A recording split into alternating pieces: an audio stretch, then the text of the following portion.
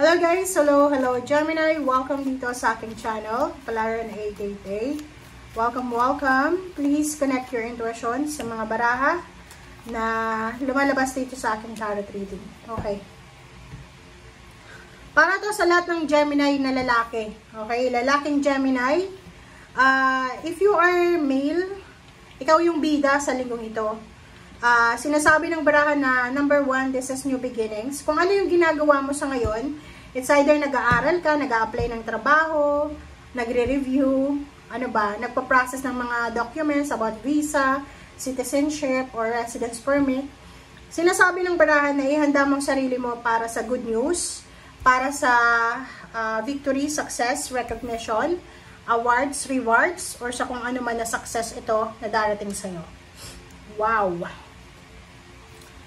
Okay, tingnan natin dito sa second deck.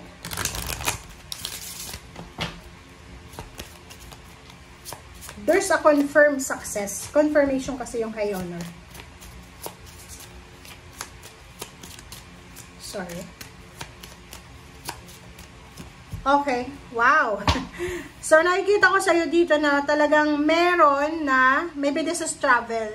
So, if you're looking for a job, international, possible yon, possible na makatanggap ka ng job offer, or yun nga, this is about travel. So, posibleng mayroon ng offer about sa travel, international or local. And sinasabi ng baraha din na posible din na meron ng confirmation. This is confirmation, guys. Okay. Thank you.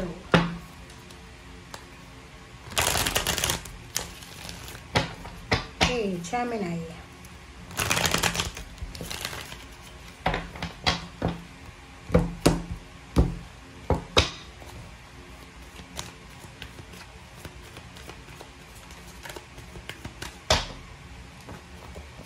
Alright, solar plexus chakra.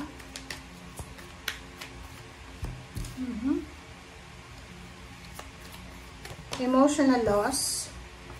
Universe, wow. Ang galing ng baraha mo, guys. Oh, emotional loss, emotional withdrawal. Diba? Kunin natin lahat ng energy mo. Gemini, comment down below ha. Napakaganda ng baraha mo. Sobrang ganda. Tingnan mo siya.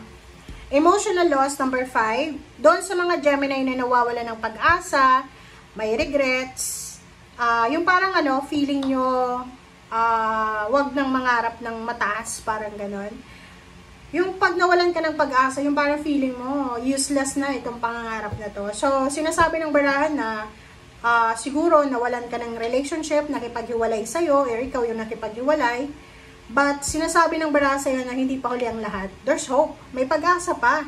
And yung emotional withdrawal dito, sinasabi ng baraha sa'yo, Gemini, na if ever lang, may mga away, gulo sa paligid mo, relationship, pamilya, katrabaho, kapitbahay, relatives, and friends, withdraw yourself. Okay? Umalis ka. Detach yourself sa drama na yan, from drama, from negativity, from toxicity. Kasi hindi niya matutulungan yung sarili mo. Solar plexus chakra, this is the sun. Sinasabi ng barahan na ihanda mo yung sarili mo. Because there's a confirmed happiness, confirmed victory and success, confirm, kasi yung solar plexus chakra na to, this is confirmed, freedom confirm success, confirm victory, na kumbaga regalo sa iyo ng universe. And the universe is sobrang anong tawag diyan? Sobrang generous sa iyo. Sobrang generous ng universe sa iyo kasi ibibigay niya yung mga nilalaman ng puso mo. Yung mapangarap mo sa buhay, sinasabi ng barahan na ibibigay sa iyo ng universe yon para maging masaya ka. 'Di ba?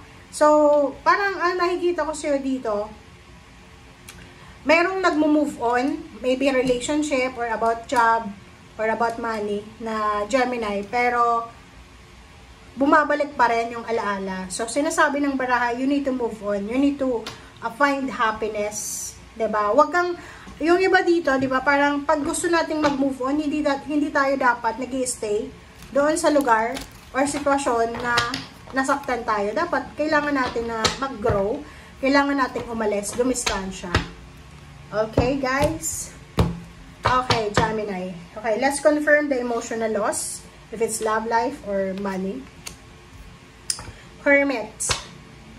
Diba? Sinasabi ng baraha, maybe this is money, this is a relationship. Kailangan mo na lang na ayusin yung sarili mo. Kumbaga, i-prioritize mo yung katahimikan, yung peace of mind. Yung Hermit kasi, sinasabi ng baraha na kailangan mong matuto sa mga pagkakamali mo. Kailangan mong pag-isipan lahat ng desisyon. Kailangan mong i-weigh, di ba, timbangin yung mga bagay-bagay bago ka gumawa ng desisyon. Mag-meditate, mag-contemplate, mag-pray. And huwag kang magdidesisyon kung galit ka, kung naiinis ka, kung masaya ka. And yun, magdesisyon ka sa tamang emotion.